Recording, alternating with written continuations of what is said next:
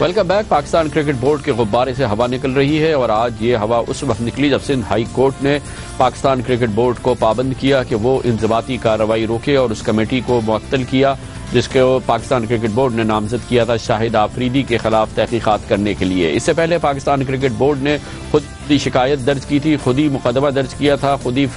مقدمہ سنا تھا اور فیصلہ دے دیا تھا شاہد آفریدی کے خلاف جب انہوں نے میڈیا سے بات کرتے ہوئے پاکستان انٹرنیشنل کرکٹ سے ریٹائرمنٹ کا اعلان کیا تھا۔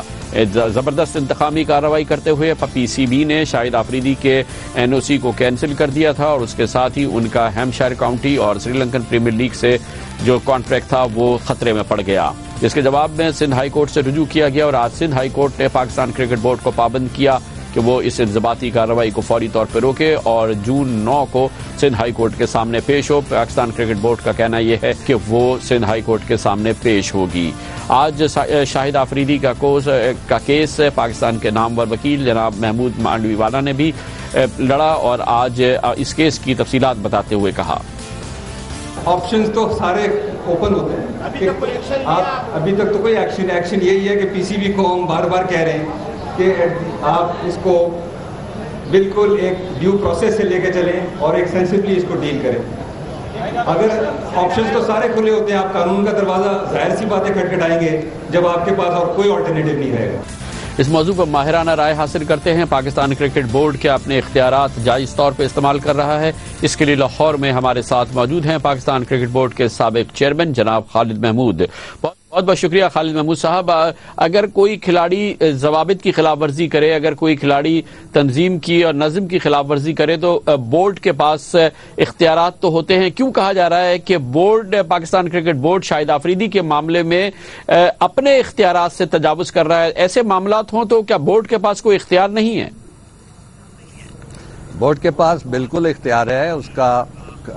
کوڈ آف کانڈکٹ ہے، سینٹرل کانٹریکٹ انہوں نے سائن کیا ہے اور یقینی طور پہ انہوں نے اس کی خلاف ورزی کی ہے، اور لیکن اب تو یہ تسلیم شدہ معاملہ ہے۔ شاہد آفریدی نے اپنے بیان میں خود تسلیم کیا ہے کہ وہ مرتکب ہوئے ہیں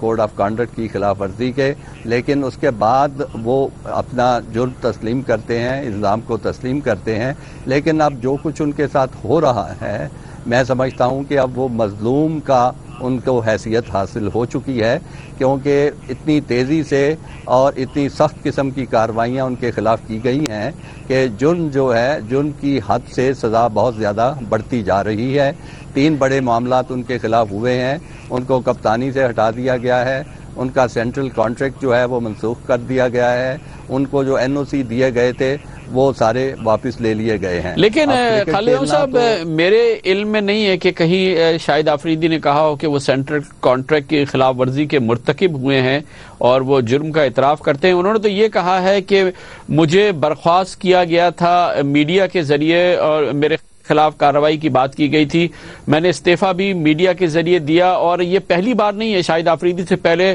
کئی پاکستان کے نامور کھلاڑی ایسے ہیں، بلکہ سب سے زیادہ فہرست شاید ایسی کھلاڑیوں کی جنہوں نے اپنا استعفیٰ میڈیا کے ذریعے ہی دیا، مگر کہیں شاہد آفریدی نے یہ نہیں کہا ہے کہ وہ انہوں نے کوئی جرم کیا ہے اور وہ اس کا اعتراف جرم کرتے ہیں۔ ایسا نہیں ہوا، میں آپ سے اتفاق کر لیتا ہوں، لیکن اگر انہوں نے نہیں بھی کہا تو بہرحال میڈیا میں بیان دینا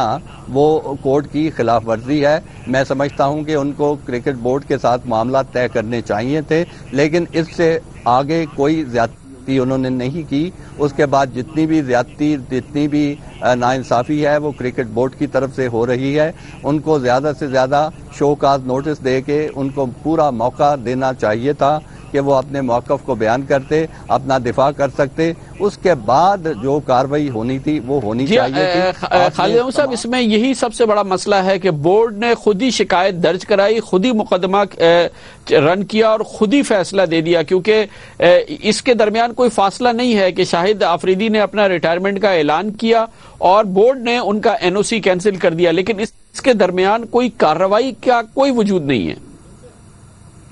جی ہاں، کوئی کارروائی نہیں ہے، کسی طرح کی بھی یہ چیز نہیں ہو سکتی۔ دیکھیے کرکٹ کھیلنا ہر پروفیشنل کھلاڑی کا حق ہے، اور ایک دفعہ جب اس کا حق آپ تسلیم کرتے ہیں تو جب تک مثلا شاہد آفریدی اگر انگلینڈ میں کھیلتے ہوئے کوئی خلاف ورزی کرتے، کوئی زیادتی کرتے، کوئی ایسی حرکت کرتے جس سے ملک کی بدنامی ہوتی، کرکٹ بورڈ کی بدنامی ہوتی، تو پھر کرکٹ بورڈ حق بجانب تھا کہ ان کو نوٹس دیتا اور ان کا موقف سننے کے بعد ان کے خلاف کارروائی کرتا۔ یہاں تو بالکل ہی یک طرفہ کارروائی کی جا رہی ہے جو کہ سراسر زیادتی ہے، ظلم ہے۔ اچھا یہ فرمائیے گا کہ یہ جو کرکٹ بورڈ نے اب کہا کہ ان کے پاس ٹیم مینجمنٹ کی جو رپورٹ آئی ہے وہ بھی شاہد افریدی کے خلاف ہے اور بھی